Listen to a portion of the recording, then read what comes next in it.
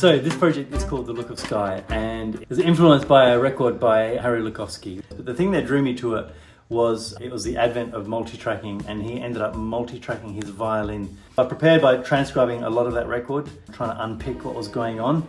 The other thing that I love about this project is a lot of the time when strings are brought into a jazz project, they are still playing in a neoclassical style. I guess the background to this project is from my time in the UK, where I started an orchestra with Goldsmiths University called the Big String, which we put together for the London Jazz Festival. And that was sort of the beginning of this idea, strings en masse being groove instruments. More like the way Joe Venuti or Grappelli or Stuff Smith would play the violin. So for the recording, just to enable the recording to happen, I ended up tracking up the string section myself. So I've got a couple of violins and a viola, a very unusual instrument called a chin-cello. So after I tracked up all the strings, doing about 15 passes to create the essence of the string section, I was very lucky that Sharon Grigoryan agreed to come in and put some cello down as well. So her cello is really sort of the cello on the track, and she was incredible. And again, she doesn't come from a jazz background, but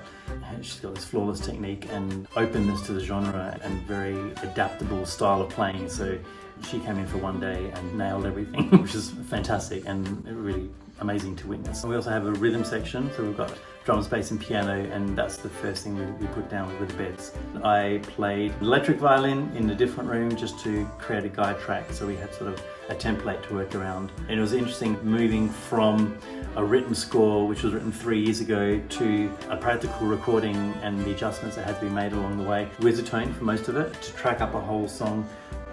One track and strings took easily a whole day. 15 passes of quite difficult music. So pieced it all together over the last 6 months. Yeah, and it's come together really beautifully. So who's your biggest influence in violin? That's a really good question. I guess the first jazz violin player I consciously heard was Stefan Grappelli. By studying at the Elder Conservatorium, I kind of moved away from violin players for a while and started listening to trumpet players and piano players, and sort of lamented the fact that we had didn't have the same amount of heroes that the guitarist did or the saxophone players, and found this Stuff Smith record at a treasure store before Adelaide. And as soon as I heard Stuff Smith, I went, that's my guru. so I really sort of tried to capture just even 1% of what Stuff did. And it's interesting because Stuff is probably not what you'd call a violinist. He's not about Paganini chops or hi-fits. For me, it's more about his right hand, the way he digs into a note, but he probably swings harder than any other musician I've ever heard. And the other thing that strikes me about him is the breadth in which he creates his solos. Like, he has a very long arc. He doesn't play little 2-bar or 4-bar licks. He has a big idea and he rolls it out really patiently, and I really love that about his playing. So let's go track by track. Which one, maybe starting off with the Stuff Smith influence, do you think has the most influence on it? There is a really hard swinging tune on there, which is called Move by One, and that almost, I think, probably has a bit more of a horn-like influence, almost like more of a Charlie Parker-y kind of idea behind it. I can start by talking about that because that was in my studies with my own thesis. I was talking about how to put swing on the violin, and one of them was the idea of taking a Bach prelude and displacing it by a quaver. The Bach bowing would all of a sudden become backwards, and you'd be changing beats on the off beats. And then all the zenith, all your peaks of your phrases would be on the off beats, and it would basically syncopate Bach, and it sounded very bebop. And alternatively, if you took a Charlie Parker solo and moved that out by a quaver, it sounds like Baroque music. So that marriage between those two genres, they're really, really close. So Move by One, I actually took the rhythmic melody, so the rhythm of the opening of Bach's double violin concerto, which is, and then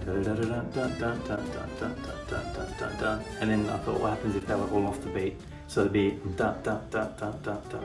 so it just threw everything off kilter a little bit to create that swing feel, and it's just, the string section is pretty much playing in unison for the whole thing, and just going on this big curve together, and just seeing what happens when a whole string section plays, bebop eighth note lines together. Stuff Smith wise, I think Boots and Cats is probably the most Stuff Smith like track. I think it's got a bit more of that aggression in its sound, the way the strings sort of hit the notes, and I think sort of the I don't know, the robustness of the phrasing, I think, is very influenced by Stuff Smith. One that's mostly connected with the Harry Lukowski record is Sundown, and he opens his album with a track called After, sort of around midnight, with Thelonious Monk tune. And that was my first step into, I used that as my stepping stone into this record. So I wrote a different tune and different chords, some of them sort of referencing a little bit around midnight, but I really liked the groove that the band played, the rhythmic groove that the band played underneath it. So I kind of used that as my first template and then took an excursion from there. But that's kind of like this sort of off-kilter kind of tango, and it's a really beautiful feature for Sharon in the beginning as well on cello. So when we were mixing it, we said we wanted the drums really present in this. I really love how the drums have come out on this record. Josh Baldwin, who is not only an incredible drummer but also an incredible visual artist. I was throwing all these weird sort of time signatures at him and off-kilter patterns, and the way he just absorbed it and brought his own personality and his own style into it. I was really grateful in the session for the way that he sort of embraced the ideas and made them work pretty much. Like, took my silly ideas and made them work. I think, thank you, Josh. Yeah, and I think that holds the whole thing together. I think if there was going to be like just strings and drums, it would work, because Josh, really makes that work.